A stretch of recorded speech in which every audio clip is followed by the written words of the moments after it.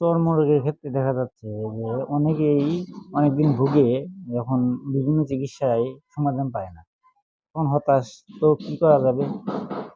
তো এদের অধিকাংশ ইতিহাস মিলে জানা যাচ্ছে যে তারা অধিকাংশ হচ্ছে মলম জাতীয় ইউজ করে, অর্থাৎ এক্সটার্নাল ইউজ, যাতে সাময়িক কিছুদিন ভালো থাকে। এবং দেখা যায় যে কিছুদিন ভালো থাকে কিন্তু পরবর্তীতে আরো এরা বিস্তরভাবে এ প্রকাশ পায়।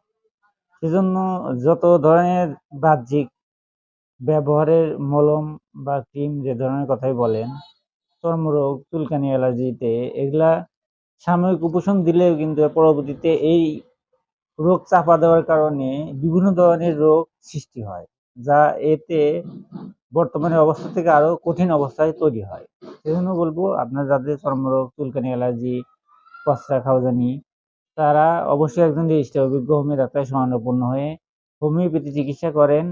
ইনশাল্লাহ হোমিওপ্যাথি চিকিৎসার মাধ্যমে রোগের মূল কারণ বের করে দূরীভূত করা হয় এবং এর ফলে দেখা যায় যে আপনি অতি দ্রুত ভালো হবে।